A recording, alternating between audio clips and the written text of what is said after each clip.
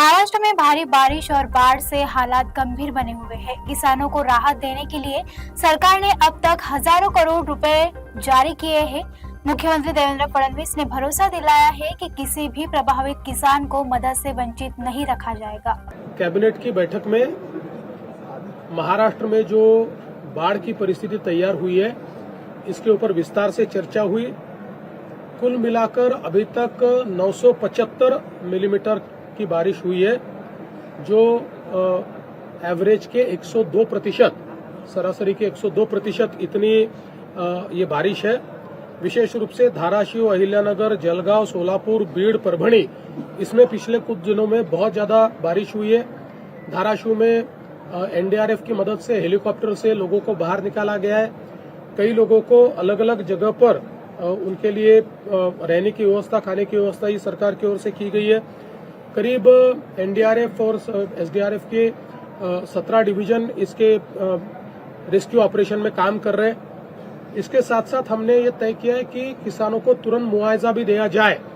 उस दृष्टि से लगातार जो हम लोग रिपोर्ट आते हैं, उस रिपोर्ट के ऊपर हम लोग उनके लिए जो हमारे स्टैंडिंग ऑर्डर्स है उसके अनुसार पैसा रिलीज कर रहे हैं। अभी तक राज्य सरकार ने 2215 करोड़ रुपए के जीआर निकाले, ऑर्डर्स निकाले, जिससे 31,64,000 किसानों को फायदा होगा। इनमें से 1829 करोड़ रुपए वितरित भी किया गया है, बचा हुआ भी 1-2 दिन में वितरित करेंगे। अगले 10 दिनों में किसानों के खातों में ये पैसा जाएगा। साथ साथ ये काम रुका नहीं है, जहां पर अभी भी बारिश हो रही है वहां के रिपोर्ट्स तैयार करना ये चल रहा है, तो साइमल्टेनियस काम चल रहा है। ये काम कहीं पर भी रुका नहीं है। अगर एक तालुका का भी रिपोर्ट आता है तो उस एक तालुके को भी हम लोग मदद दे रहे हैं। हमने कहीं पर भी उसमें रुकने का काम नहीं किया है।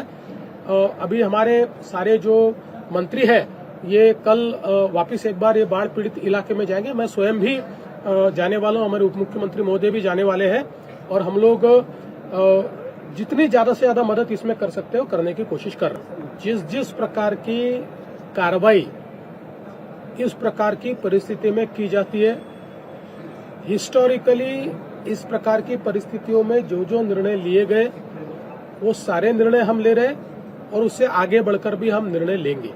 देखिए, अभी केंद्र की सरकार ने एक बहुत अच्छी व्यवस्था की है।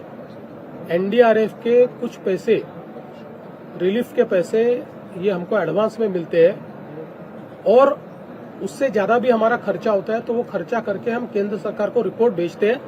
उस रिपोर्ट के आधार पर केंद्र सरकार हमको वो पैसा देती है।